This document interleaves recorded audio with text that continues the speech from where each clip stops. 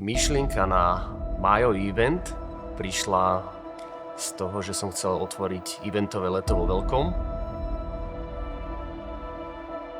a nastaviť tú latku už na začiatku leta vysoko. Myslím, že sa nám to v Lani podarilo. Tí ľudia si proste povedia, že wow. Korolová bola úžasná, nielen vizuálne ona, ale vizuálne aj celý hrad.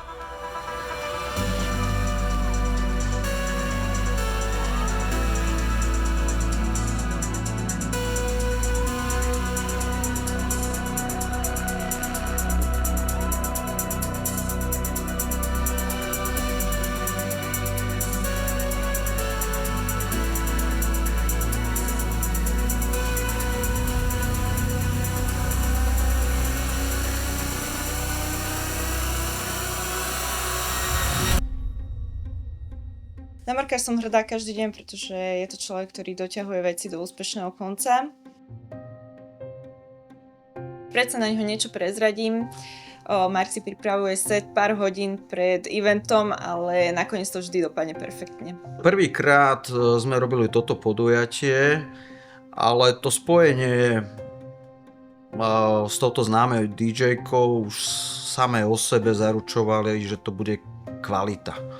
A tá kvalita na Bratislavský hrad patrí. A ľudia si takisto myslia, že tvorba eventu zaberie pár dní, ale v skutočnosti je to takmer 1 rok. Keď som tak prišla na tie prípravné práce a keď som videla, koľko ľudí tam je, koľko tej techniky, keď som videla už ten stage, ako sa stával a čím ďalej sa to blížilo k tomu finále, tak tým viac som si vlastne tak hovorila, že fúha, že tak toto asi nebude len taká obyčajná akcia, že bude to asi taký poriadny zážitok. DJ-ka Korolová sa priam pýtala na Bratislavský hrad, lebo za mňa je to taká kráľovná melodic techna, takže nad inými možnosťami som ani nerozmýšľal. Z Marka cítia energiu, vášeň, lásku k hudbe a k tomu, čo robí.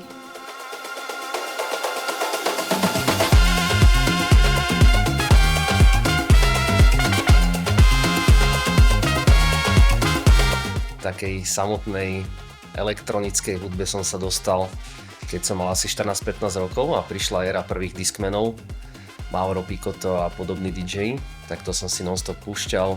Vtedy som si povedal, že byť DJom to je niečo ako boh, že jednoducho ten DJ odostáva ľuďom nejakú energiu. Máme tú chemiu medzi sebou dobre vysporiadanú, ale odhľadnúť od toho Mark má veľmi dobre vyvinuté ako obchodné, tak aj kreatívne cítenie. Keď som začínal hrať, tak mal som veľkú podporu od kamarátov, lebo sme boli taká jedna skupina, ktorí všetci boli naladení na afro house, houseovú hudbu a chodili sme spolu aj na party a potom keď sa podarilo, že a náhodou niekto zavolal si zahrať, tak vlastne prišli úplne všetci.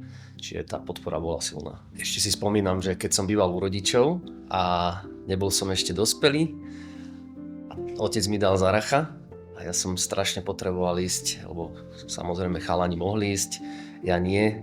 Tak vtedy bola party, že be free. A tak som fejkol, že spím. Vyťahol som staré tenisky, ktoré som si obul a tie, ktoré som nosil, som nechal doma pred dverami, aby si rodičia mysleli, že som doma. Aj keď nie každý deň je ružový. Väčšina ľudia, ja by som to už dávno vzdala, ale on, že vôbec. Úplne na začiatku DJingu som mal problém s tým, že DJ sa musí vedieť tváriť a nie je to úplne jednoduché. Každý, kto si to skúsi, tak uvidí na vlastnej koži.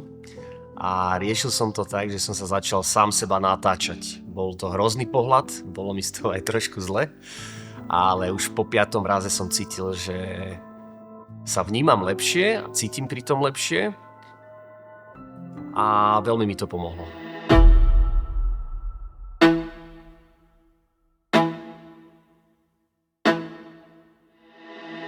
Také pocity, že fakt, že som si to aj užila tú akciu, že bola dobrá hudba, bola to dobrá energia. To je na tom zaujímavé, že vždy je to nie na nejakom peknom mieste. A vlastne vždy čakáme, že kým bude ďalšia akcia, že kde to zase budú.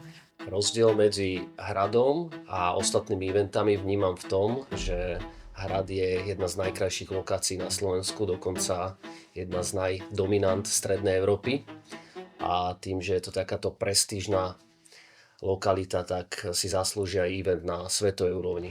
Ono vždy, keď sem príde nejaká svetová hviezda, či to bol Sting alebo Tom Jones, už ten záujem tej verejnosti je väčší a tie očakávania sú tiež väčšie. A myslím, že Korolová patrí v tomto obore, o tomto druhu hudby medzi top. Keď už sa išiel schylovať Bratislavský hrad a vedeli sme, že ho máme schválený, tak som jej poslal fotku z UFA, keď sme boli ešte z čias Vejglejku na obede. Zakružkoval som Bratislavský hrad, dal som tam srdiečko a spýtal sa jej, že či sa pridá, lebo sme dostali povolenie, tak asi do 2 minút odpísala, že samozrejme rada. Tá akcia na hrade Korolová, akože naozaj to malo veľký ohlas. Bolo to iné v tom, že prišli mi, že tí ľudia boli takí proste pohodoví, že neboli to takí, že proste chcú rýchlo piť, hádzať drinky do seba, že si tam vyslovene prišli užiť, že tam prišli proste pre zážitok a nie len proste dať si nejaké drinky na bare. Tu ten záujem bol enormný sa zúčastniť na tomto podujatí. A nakoniec sme sa dohodli, tak som hneď volal kamošovi, že kámo, to sa naozaj stane, že Korolová bude na hrade.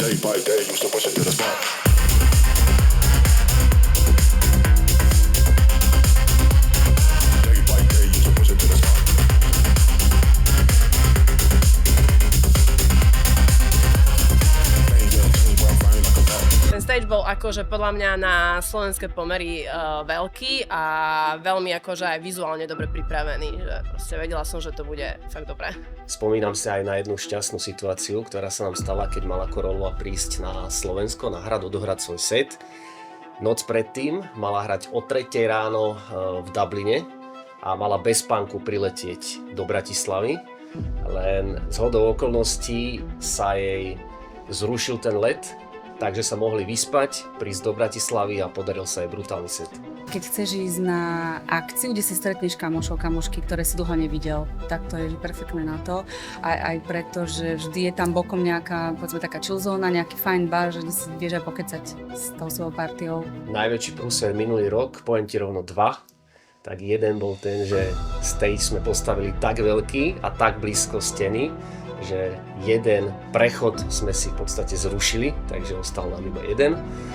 A druhá situácia bola, keď meškali so stavbou stageu. Event začínal o 15:00 a prvá zvuková skúška bola 15:00.